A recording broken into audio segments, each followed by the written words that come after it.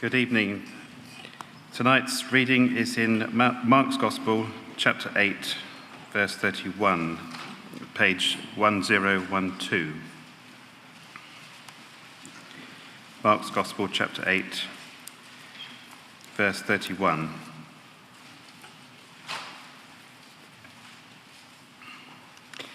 He then began to teach them that the Son of Man must suffer many things, be rejected by the elders, the chief priests, and the teachers of the law, and that he must be killed, and after 3 days rise again. He spoke plainly about this, and Peter took him aside and began to rebuke him. But when Jesus turned and looked at his disciples, he rebuked Peter. "Get behind me, Satan," he said. "You do not have in mind the concerns of God, but merely human concerns." Then he called the crowd to him along with his disciples and said, "Whoever wants to be my disciple must deny themselves and take up their cross and follow me.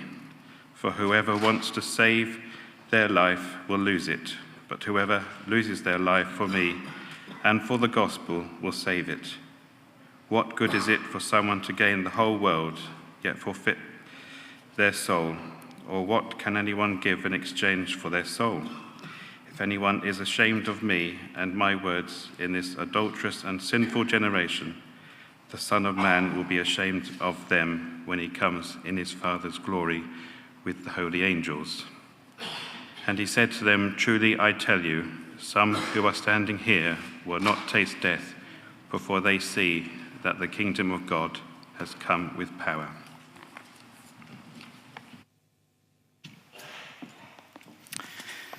Thanks very much, Ben, for reading the Bible to us. My name is John Risbridger, one of the ministers here, and I'm going to spend a few minutes just trying to explain how those words written thousands of years ago are really relevant for your life and my life today. It'd be great if you have it open in front of you still, page 1012 in the Church Bible, if you want to follow. I was flying back from Australia a week or so ago. We'd been down there for a conference that Alison and I were doing. And several times in the course of the flight, this promo video came up for the airline that we were flying on. It was Etihad Airlines. And we went through it time and again, got a bit dull in the end. But the kind of key phrase which this promo was proclaiming all the time was this: we are our choices. We are our choices. And of course, as the promo went on, it was encouraging us to make a bunch of choices that involve spending a lot of money on Etihad Airlines. That's how it goes. What do you think of it? We are our choices. There's actually a lot of truth in it, isn't there? It's not the whole truth, but there's a lot of truth in it. Choices are so significant. Choices can change how others see us. Choices we make can change how we see ourselves. Choices can affect our relationships, bringing healing or bringing harm. Choices can change the whole course of our lives, bringing happiness or bringing disaster. Choices can change the very person that we're becoming. That's how significant they are. Choices really matter. I don't know if you've seen that film, The Greatest Showman, that was out a little while ago. If you did, you'll perhaps remember that moment where the central character, P.T. Barnum, is no longer satisfied with the success that he's achieved with his random group of what they call freaks and oddities, kind of ordinary people with particularly unusual characteristics. And that was no longer enough for P.T. Barnum. He wanted connection with wealth and power and fame and success. And so he chooses to hook up with this famous international singer called Jenny Lind. His wife and his friends plead with him not to do it, to stay with them, but he refuses because the lure of wealth and fame and success has grabbed his heart. And so he chooses, and he sells his soul for wealth and success and fame, sidelines his family and his random group of unlikely friends and colleagues, and throws his lot in with the rich and famous, hoping desperately to get that success and recognition that he was craving. A massive choice, a choice to sell his soul, and a choice that for a little while seemed to work. But very soon, selling his soul diminished his person. In fact, it almost destroyed him when the emotional entanglement with the singer became too much to handle, and he had to cut his big losses and run for cover very fast. A man pretty much broken by his choices. Choices can sometimes be life-defining in that kind of way. Choices can sell our souls or can save them. Choices are really important. Your choices, my choices. Well, the bit of the Bible that we just read is about two life-defining choices. In both cases, they're choices with a huge cost attached, but choices which bring phenomenal reward as well. The first is a choice that Jesus made, and the second is a choice that he asks us to make. Let's just look briefly at those two choices. First of all, the choice that Jesus made, which was a choice to give his life in order to save our lives. Let me put it in context for you.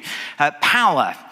Power isn't always all that it's cracked up to be, is it? The realities of having power are often not as glittering and glamorous as we think. So let me give you an illustration. Just imagine for a moment that Callum, the one with the lovely American accent over there, who's been leading our service this evening, imagine that Callum had just announced to us that he had fought a general election and won. He was now the Prime Minister of England. I quite like that idea of that gentle American accent on the streets of 10 Downing Street. I could get used to that. Anyway, imagine that's the case. We'd all be here congratulating him for his success, wouldn't we? He's now got power. But just think about what it's meant to be the Prime Minister of the UK this week. Power isn't all it's cracked up to be, is it? It's often incredibly costly. What's going on in this bit of the Bible is that Jesus' followers, we call them his disciples, have just figured that he is somebody incredibly important. That he is someone, well, the Jewish people called them their Messiah, this long-promised king that they've been waiting for centuries and centuries, who is going to come and rescue them from their enemies and set them free again. And Jesus' disciples have just realized that their friend Jesus is that person. He's the Messiah. Wow. Amazing. That's who he is. Break open the Prosecco. It's time for a party. Jesus is the Messiah. But Jesus has got a totally different understanding of what it means to be the Messiah than they had. He understands what it will involve. Verse 31, he began to teach them that the Son of Man, that's himself, must suffer many things and be rejected by the elders, the chief priests, and the teachers of the law. That's like the religious establishment. And that he must be killed and after 3 days rise again. This is what it's going to mean for Jesus to be the Messiah. Suffering, rejection, and being killed. And notice who it's going to be at the hands of. It's going to be at the hands of the most religious people in that society. And you know, it's always been the same. That Jesus is most threatening, not to the irreligious, for whom he's rather good news, but to the religious who think they don't need him because they're smug and self-satisfied. And the religious people of Jesus' time couldn't cope with him and the radical good news that he had. No, they were the ones who would reject him and kill him and cause him to suffer. And Jesus is completely resolute about it. He's determined. Verse 32, he spoke plainly about this, and Peter, that's one of his disciples, took him aside and began to rebuke him. But when Jesus turned and looked at his disciples, he rebuked Peter.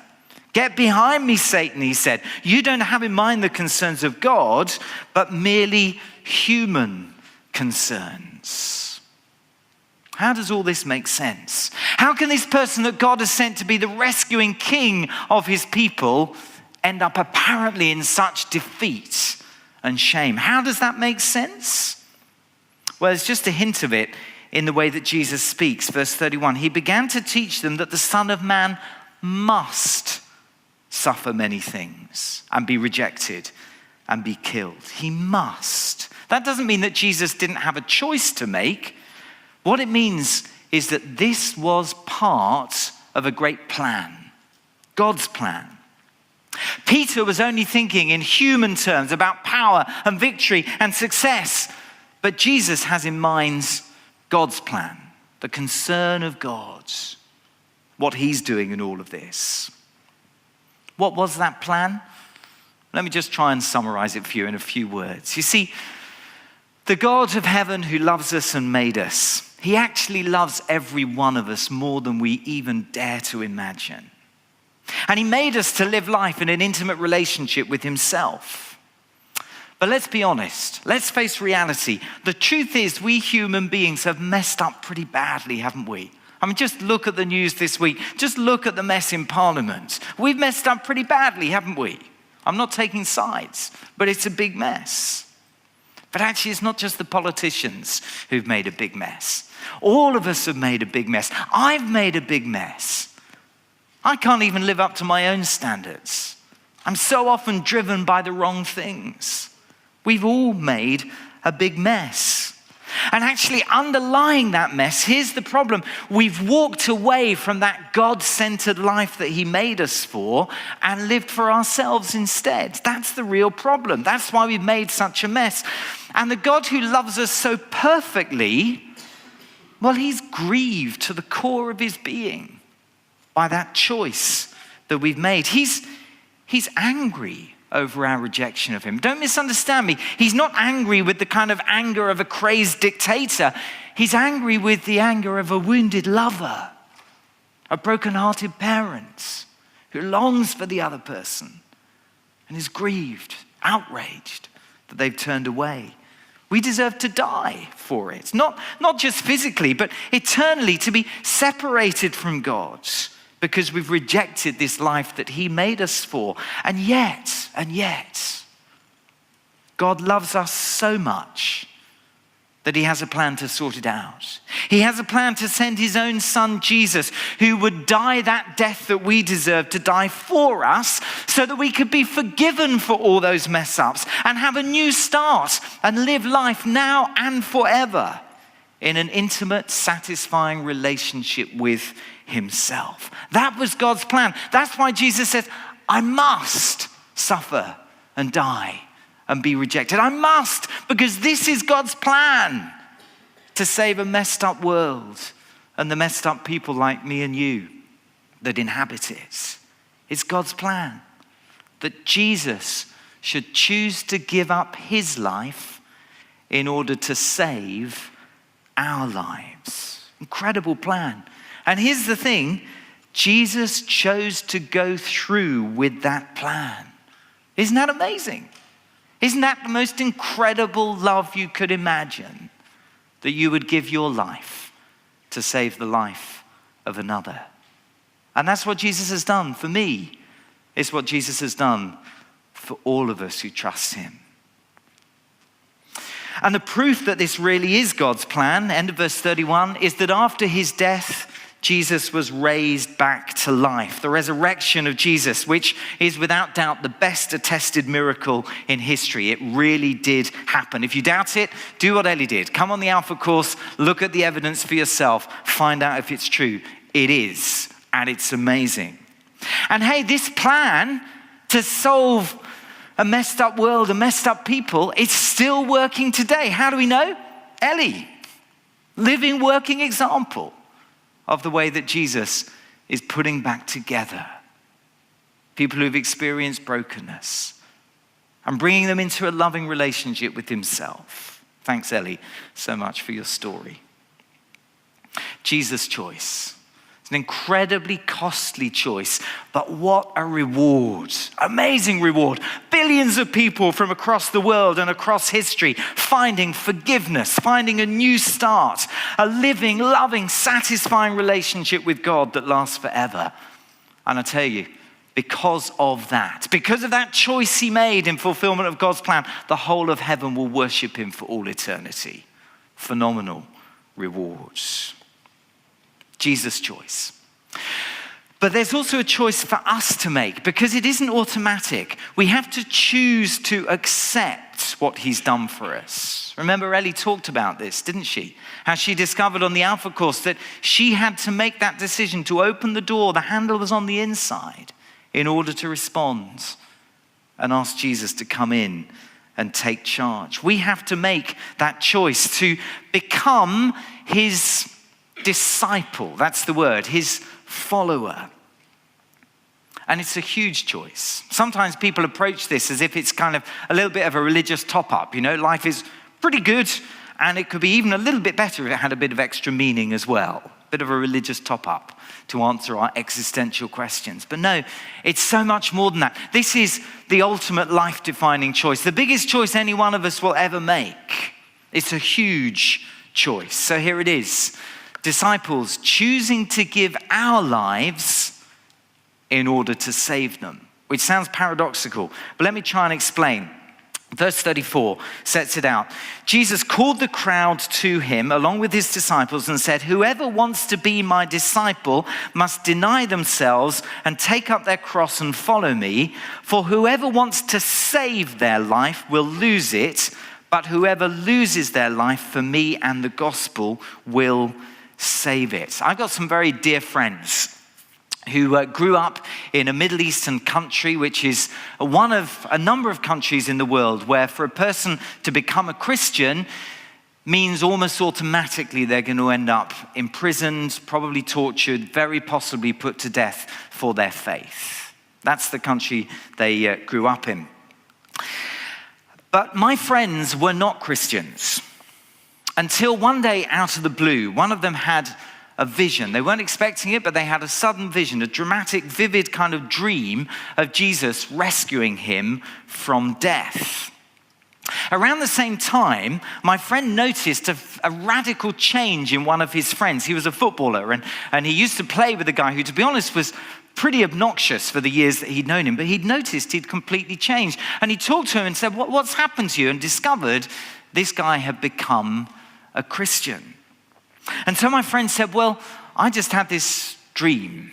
Can you tell me a bit more about what it means to be a Christian?" And so he went along to the little house church that this footballing friend went to, and he quickly became a Christian, and his wife did as well. But a couple of months later, they were on their way to their little house church when the phone went. And the message on the phone was, "The house church has been infiltrated by the secret police. You've got to get out of the country now, or your life will be in peril." What a choice. Can you imagine that? The most horrendous choice. Leave your country, leave your home, leave your job, leave your family, or leave Jesus, whom you've come to love. Massive choice. And my friends made the big choice. They left everything for Jesus. And they're now part of the church family here and very dear friends. Was it worth it though? I mean, there's a massive choice, isn't it? Was it worth it? Well, here is what one of them said. She said this: "I was always searching for something to quench my thirst. I was always looking for that water. It was like a well had dried up and I couldn't find the water to quench my thirst. But when I found Jesus Christ and became a Christian, I felt the happiness and the blessing. My life was like a barren desert. Now it's like a blooming garden. My life is full of happiness and peace." That doesn't mean that she has an easy life. No, she's had to leave everything for Jesus. But she would say the cost is totally worth it. A life transformed. And that's exactly what Jesus is talking about here in the passage. Becoming his disciple is a huge choice, verse 34. It is a commitment to denying yourself, Jesus says. That is, life is no longer about manipulating circumstances and relationships just to get my own way. No, it's not about that anymore. It's just about doing what Jesus wants. Deny yourself. And then it's about taking up our crosses. Taking up your cross, that is agreeing to die to that way of life that puts me and my desires and my ambitions and comfort at the center, and being willing, like my friends, to sacrifice ourselves and suffer for Jesus. Deny yourself, take up your cross, and follow me. In other words, in this kind of life, it isn't us that's calling the shots anymore. Jesus is. He's the master. That's a massive choice, isn't it? Why would anybody want to make that choice? Well, verse 35, whoever wants to save their life, live it for themselves, will lose it. But whoever loses their life for me and the gospel, the message of good news, will save it. That's exactly what my Middle Eastern friends have found. They had to give up their lives for Jesus, but having done that, they have found their lives. It's stunning. Now, for us in the West, the choices, well, they don't seem the same as for my Middle Eastern friends. But actually, the differences are superficial. Underlyingly, it is the same. How is it for us? Well, cling on to your life, keep control, get what you want, be your own boss, live for your pleasures, save your life, and you'll lose it, because that isn't what life is really about. It isn't the life for which we were made. Or give up control to Jesus, put him in the driving seat, and save your life. You'll get the life you were made for. Life with God at the center. Life with meaning, life with direction, life with everlasting love, always embracing you. It's what Ellie's discovered. It's what so many others here this evening has discovered. That's why when we sing quite kind of full on, because we made a great discovery. Say it seems too tough. Deny yourself, take up your cross and follow. It seems too tough. Why would anyone make that choice? Well, I don't want to offend anyone, but to be honest, in the end, it is the only choice that really makes sense. That's what Jesus says after this. Verse 36, it should really begin with the word because. He's explaining, he says, because what good is it for someone to gain the whole world and yet forfeit their soul? Or what can anyone give in exchange for their soul? Let me try and explain what he's saying. David Foster Wallace was one of the great American writers of his generation. And in 2008, just before he took his own life, he made an unusually direct graduation speech to his students. Here's what he said. There's no such thing as not worshiping.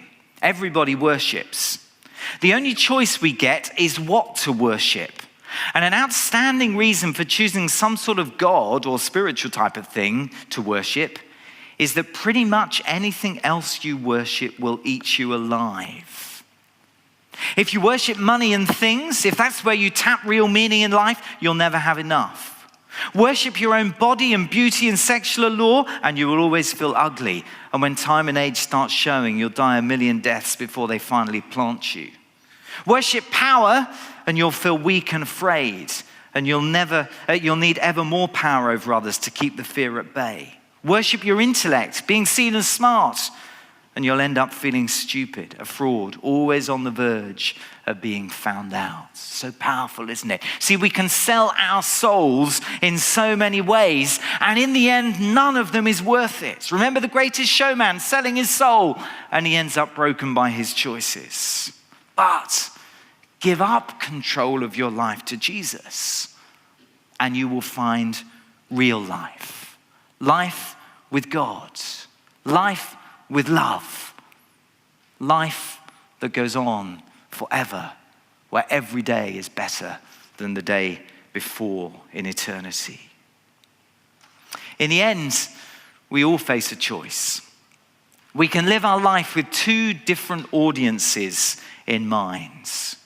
We can live life to avoid shame and look good in front of other people, or to avoid shame in the awesome and holy presence of God at the end of time when Jesus comes. That's the real choice. Verse 38, if anyone is ashamed of me and my words in this adulterous and sinful generation, that's living life for other people, the Son of Man will be ashamed of them when he comes in his Father's glory with all his holy angels. There's the choice.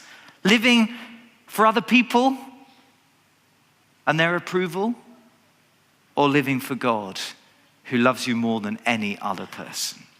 There's the choice. And notice what really makes the difference. Verse 38, if anyone is ashamed of me and my words. See, it isn't about how morally good we are. It isn't about how successful we are. It definitely isn't about how religious we are. No, it's simply about our response to the person of Jesus and the message of good news that he came to give us. Two life-defining choices.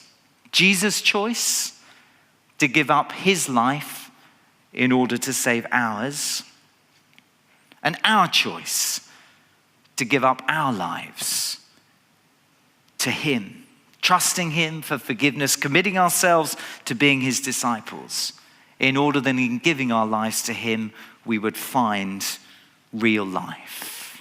Just look at those two choices. We know, don't we, what choice Jesus made. He fulfilled the big plan, and he chose to give his life in order to save ours. We know the outcome of that choice. But what about the outcome of our choice, of my choice, of your choice? What are we going to do? He loved us enough to die for us. What choice will we make? Jesus said, whoever wants to be my disciple must deny themselves and take up their cross and follow me. Because whoever wants to save their life will lose it. But whoever loses their life for me and the gospel will save it. I want to stand before you and say the most important and the best choice I've ever made is the choice to follow Jesus. Oh, it's costly. It's very costly. But the rewards are worth it.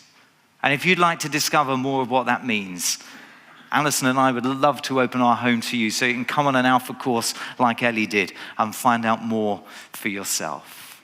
But let's pray as we conclude. Take a moment just of reflection. Let's think about that incredible choice that Jesus made, dying to give us life. Suffering so we could go free. And then let's look at that choice that he asks us to make. To commit our lives to him, to be his disciples, to give our lives for him in order that we may find our lives in him. Lord Jesus, some of us here have been Christians perhaps for many years. And yet we know that the reality is that all kinds of things have crowded into our lives and distracted us and got us off course. And we're hearing just the straightforward call of your word to deny ourselves, take up our cross and follow. And this evening we want to commit ourselves again to you and pray that you would give us that sharp focus of clear discipleship. And Lord, some of us here this evening, this is all very strange too, and yet we sense that perhaps you're speaking to us. And that in the paradox of what you're offering us, you're calling us to give up our lives in order to find them. And Father, I pray that for those of us in that situation this evening, you would show us the good news of Jesus. The choice he made to die for us so that we could be forgiven and set free. And that in response to him, we would trust our lives to him and begin a new life with him. For Jesus' sake, amen.